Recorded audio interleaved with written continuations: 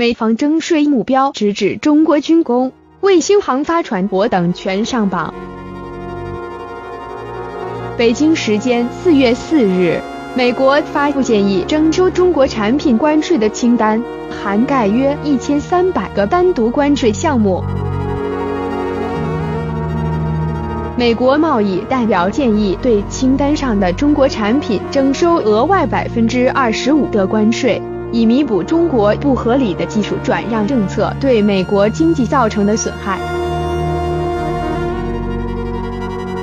据美国彭博社报道，北京时间4月4日，美国发布建议征收中国产品关税的清单，涵盖约1300个单独关税项目。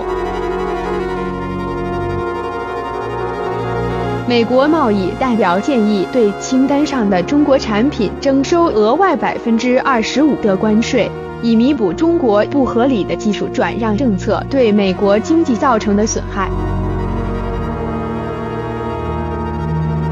图为美国针对中国出口武器的征税清单部分截图。产品清单涉及范围包括航空航天、信息和通信技术、机器人和机械等行业，这些都是中国制造2025重点发展的行业。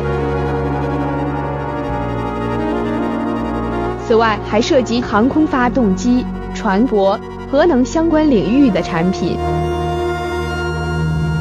针对美贸易代表办公室刚刚公布的对华301调查征税建议，中国商务部新闻发言人第一时间发表谈话，表示中方坚决反对，并将于近日依法对美产品采取同等力度、同等规模的对等措施。商务部新闻发言人表示，美方不顾中方的严正交涉，毫无事实依据，公布征税建议，是典型的单边主义和贸易保护主义做法，中方强烈谴责，坚决反对。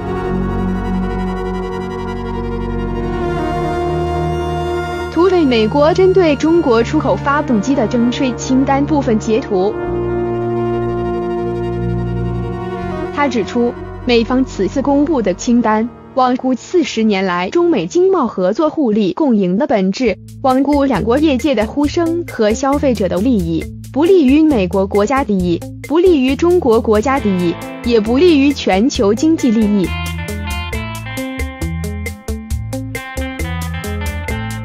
他表示，美方做法严重违反了世贸组织的基本原则和精神，中方拟立即将美方有关做法诉诸世贸组织争端解决机制。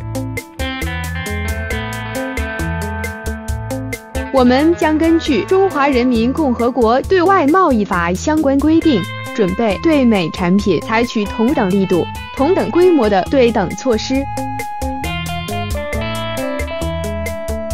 这些措施近日将会公布。